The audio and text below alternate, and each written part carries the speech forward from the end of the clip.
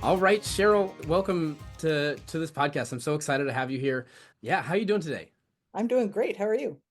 I am doing well. As listeners know, this is always a pretty short thing, so we just get into it right away. So if you're ready, I got my first question for you. Good. Let's go. All right.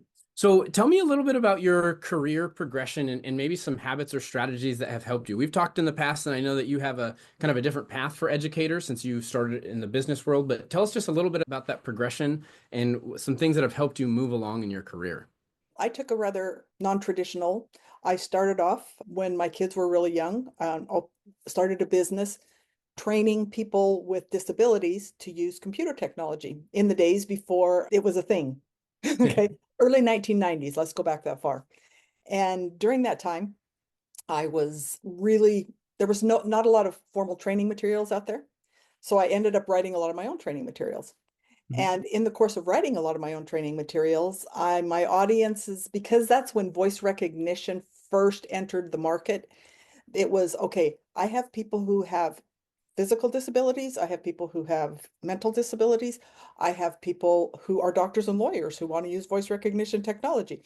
And I'm trying to write a training for all of them. And so I was like, okay, we get into everybody in the learning space always talks about learning styles, auditory, visual, kinesthetic. I was like, that's not going to help me. So I started looking into what motivates people to learn and how do you address different people with different learning styles without having to reinvent the wheel every time you come to a different audience, right? So I spent many years doing that, about 10 years. And then due to some life circumstances, I ended up partnering with a guy. It was really fun. And this was in the days when the internet was brand new. And we started writing online tutorials. So that was really cool because there wasn't technology for online stuff back then. And I decided I really liked that. And I wanted to go back to school because at this point I have no education. Okay. Mhm. I'm just a person who knew nothing about computers who wanted to start a computer business. Go figure that, right? Yeah.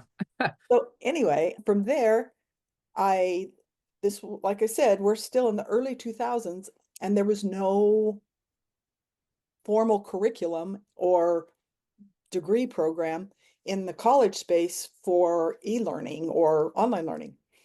So I learned that the things that I needed to learn were IT, computer technology.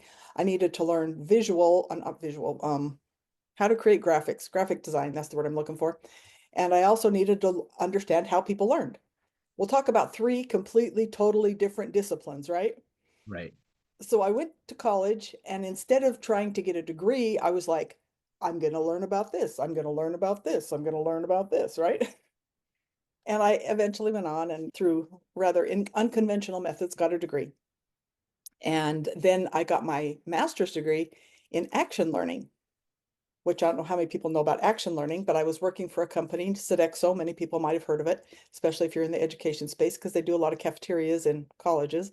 But anyway, working for them, they put me through a action learning program, which is very project based. 18 months, you have a project that you work on. And I won't go into all of the different details about it, but it was here's where the project started. Here was the evolution of the project throughout the time, the 18 months. And here's what I learned. And here's the real kicker for all you education people out there. Okay. At the very end, my job based on my project was to convince Sodexo that they needed to have a formal online learning program because they had a whole bunch of technical writers that were not instructional designers and they needed to convert them from technical writers to instructional designers, which was once again a whole different discipline. Well, my project failed. Sodexo said, nope, we're not doing it, blah, blah, blah. Yeah. And I was like, oh my gosh, I just spent 18 months devoting my life to doing all of these project plans and trainings and all this stuff, right? And I went to my counselor, academic counselor for this program, this educational program that I was engaged in to get my master's. And I was like, oh, does this mean I'm not going to get it? I'm all like, oh. And she said, no, that's not the purpose of the program. The purpose of the program was not to see whether or not you could sell Sodexo on a program. That will put you in sales and marketing for that. Mhm. And so it was all about my learning journey and what I had learned and what kinds of takeaways I had that I could apply in my own career and different things. So there was a whole other list of criteria that determined whether or not I got my degree, which I did. And it's rare to get I didn't get a traditional, once again, master's degree because I specifically wanted this action learning program through the same, and it was through the UK, through the same school. It fell under Oxford, but it was not Oxford. I don't want to mislead anybody there, but it was the thing there. So anyway, I had a very unconventional way of going about my own personal education and all the things I learned through education, which I think will lead us into this discussion a little bit more. Yeah, and I think that's a great segue because you've written a book, The Ambition Mhm. Quotient, the Yes. missing link, right? Yeah. It sounds like your journey might have been leading you to that point, but talk about where did this book come from? Who's that intended audience? What are some key takeaways from the Ambition Quotient? Okay. It's a very short book. So guess what? You'll get a very short. What I found after I was an independent consultant. I quit working for Sodexo, ended up as an independent consultant. And I worked for a lot of government contractors, but I also worked for a lot of small business, big business, you name it. I've worked for everybody under the sun, right? But consistently across the board, and around 2010, 2011, I started recognizing that a lot of the training programs that I was writing as a corporate instructional designer were onboarding programs. Go Mhm. figure, right? And this is about the time when all of the millennials and all these Gen Z and in the corporate world, it's, oh, we've got all these baby boomers and all these millennials. How do we mesh those two and get them? There was a whole lot about that, but there was also just a lot about onboarding in general. And I noticed that there was this huge gap from young people who'd graduated from school, one academic university or K through 12, whatever. When they came into the workplace, they were missing five key attributes: creativity, problem solving, team building, communication, and resilience. And it was funny because that was just my own observations. I had no data to back that up. It was interesting. But in the corporate learning space, there's ATD, the Association of Talent Development, which is what used to be ASTD, one of the biggest membership organization out there for corporate learning development. And a year or two later, they came out with a study and they were studying the same thing I was observing. And guess what? I nailed all five of them.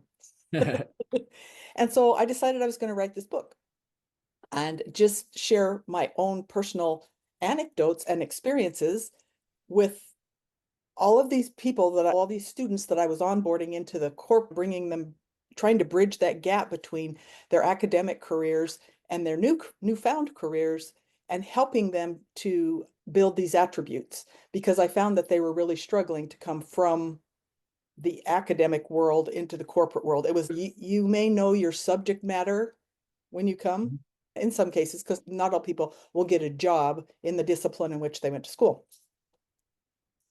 I found that a lot of the types of activities that I had engaged in throughout all my unconventional journey through my academic career helped me develop those types of things.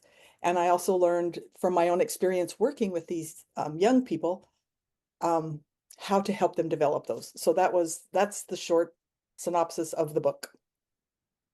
That's great. Now, can you name those five again? Those are awesome things that we can all be working on. Yes, creativity, problem solving, team building, communication, and resilience. Not in that order. Right. So it sounds like we have a lot of schools now that are pushing towards project-based learning, and those are some of the tenets that I don't want to quote them, but those are Yeah. some of the things that they focus on, right? Yes. And that's becoming bigger and bigger. I know in my district we have two schools specifically that is their main method of teaching, and it's becoming more and more common for teachers, just like individual classroom teachers, to work that into a unit or two or three throughout the school year. Yes. And I'm so excited to hear that because I felt like even we're in 2024, I'm like, I've been preaching this for how long now? And they're finally starting to catch on, which I'm super, super excited about because I think that, and I was on a podcast with another person the other day from the academic disciplines, and we were talking about AI, everybody's favorite subject, right? And how it's going to change the whole dynamic of the workplace, which I believe it's going to be very disruptive and it's going to cause a lot of problems. And what's going to happen is all these kids that are graduating from these schools and universities or whatever, and entering the workforce, what the discipline that they come in with in a year's time might not Mhm. exist. And so what do we do? These kids are, after all these years of being put through what I consider conveyor belt education, Yeah. are all of a sudden going, I don't know. Like I said, I encountered that through all my years, but it's just going to become on an expedited schedule. And because of that, it is coming so important that they develop these skills. Yeah.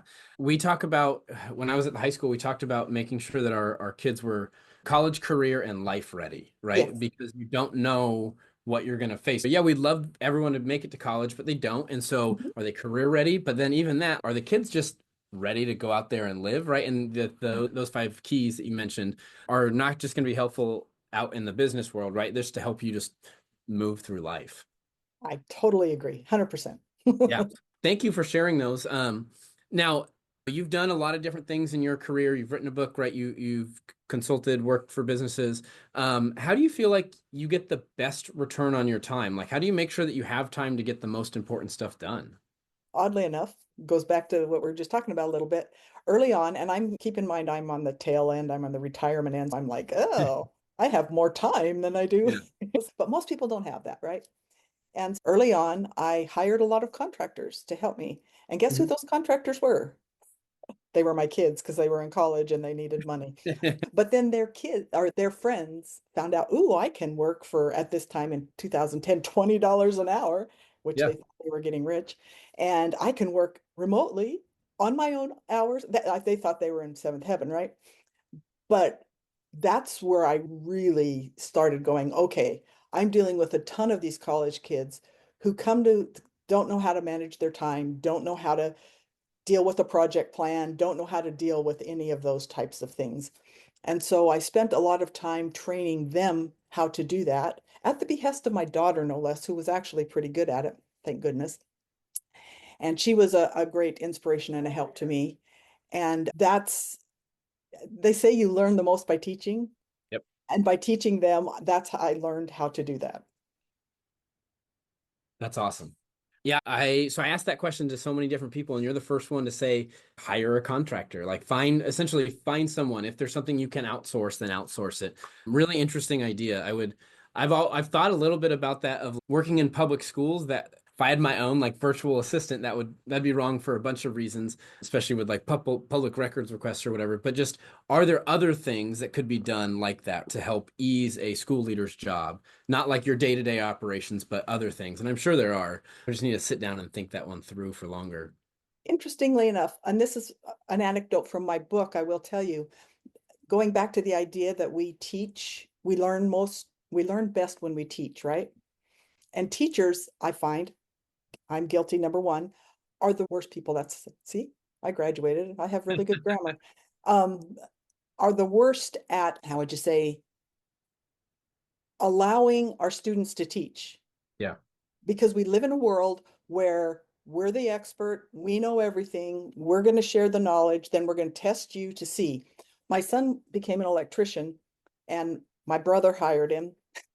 And especially in the vocational space, you're going to find a lot of people coming into that space, employees who, for whatever reason, they probably didn't do well in school and they don't have a lot of good work habits and blah, blah, blah, whole story, right? Anyway, they were really struggling at 7 a.m. on Fridays to get their 17, 18, 19-year-old kids to stay awake for safety training. Can you imagine that? Go figure, right? Safety training is so exciting. And so my brother was complaining to me one day, and I said, why don't you just let them teach safety? I'm not letting them teach safety training. Are you kidding? He said, that'd be the worst thing we could do. These guys know nothing. And I'm like, that's the point. I said, you don't just say, here, I want you to teach this. You say, next Friday, you are going to be teaching this safety protocol. Mhm. Now we're going to spend the next week working together on your presentation. And during that time, you're going to learn all of this information. And by them not only learning all that information, they're also, whenever you have to teach something, you have to break it down. You have to, there's so much you have to do. My mom learned this too, teaching piano and everything. There's so many little things that we don't think about, and teachers can fully appreciate this. And so they not only learn the subject matter, but they also learn how to communicate and all these kind of things. And then when they're teaching their peers are going to start asking questions, and then they're like, I don't know the answer to that. But they have somebody there who can help them. But through that process, so I would really strongly encourage teachers to allow your students to do a lot more of the teaching. And but prepare them, don't just throw them into the deep end of the pool and say, I hope you learn how to swim here. But I just found that to be one of the most powerful ways of helping people learn in general, is to Yeah, give them that opportunity. I think that's great. And it gives students leadership opportunities as well. Yes. Mhm. Now, the last thing I always like to ask people is about this idea of balance. And I know I've heard you use this phrase about harmonic leadership and how that relates to balance and that kind of stuff. So can you talk about this idea? What is harmonic leadership? What does it mean to you? How does it relate to like other parts of your life? That's interesting because that's such a woo. What's This the high one's level so summary? What does that look like? we could spend hours talking. So how about if I just give you one brief idea? Yeah. Okay. Is harmonic leadership to me is really about helping people once again understand that as a leader, a teacher, whatever you want to call it, that we are all leaders. I had the hardest time understanding this in my life because I didn't ever feel I wasn't a CEO, I wasn't the head of some department, I wasn't anything. I was just a contractor that went in Mhm. and sure, I hired a bunch of other contractors to help me. And I didn't ever see myself as a leader. If everybody sees themselves as a leader and takes the time to really internalize what that means, we behave differently. If I were Let's just say I was a CEO and I have a whole bunch of people who are really struggling to find work-life balance or whatever. If I put myself in their shoes and I start walking their walk, then all of a sudden I look at things differently. And so when we talk about harmonic leadership, we talk a lot about quiet leadership, about servant leadership, and about walking in other people's shoes. Because when you do that and things through that different lens, it naturally creates harmony because we're connecting with other people simply because we're understanding them. And we're no longer focused on spreadsheets and bottom line and teachers making sure we have all of these. When you're as a teacher, you're a leader, but if you put yourself in your students' shoes and try to walk their walk and talk their talk, it creates, I would think, in my experience doing this, a harmonious environment. I know this is so woo out there. That's why I said it takes an hour to talk about it. But this harmonious environment just naturally reduces stress. Obviously, I talk a lot with my hands and brings people closer together. Yeah. So thank you for sharing that perspective. And I think we can lose that at times of this idea of putting ourselves in, like, who are we leading, putting ourselves in their shoes. And I love the idea of, as a teacher, as a school leader, what does it look like? What does your school look like if you were to walk as a student, not as a principal, not as a teacher? And I know, like, when I was in graduate school, we actually had to do that for a whole day. We literally had to go shoulder to shoulder with a Wow. kid and follow them through their day. But when people don't force you to do that, I think we forget. And that's a great reminder of go sit next to a kid in a classroom and view the teacher from their perspective, not just from an evaluation perspective or a coaching mindset or anything like that. Thank you for that perspective, Cheryl. And just on a brief note on the end here, I'm heavily involved in, you want to talk about the two most contentious topics in the world, religion and politics, right? And I have a Sunday night group, and we talk so much about harmony Mhm. and just building unity and bridging divides. And just the small number of people in the group, and just we've talked, and I just went to lunch and just got home from lunch at 6:30 at night with somebody, with a member of one of my groups, and she says, I love coming to your group because I feel better. And she says, even though we're all on Zoom, I feel connected to people. Yeah. That's cool. Cheryl, this was super fun. Thank you for sharing all your perspectives and letting us know about your book, The Ambition Quotient. And so just want to say thank you so much. Thank you so much for having me. Of course, take care. Bye.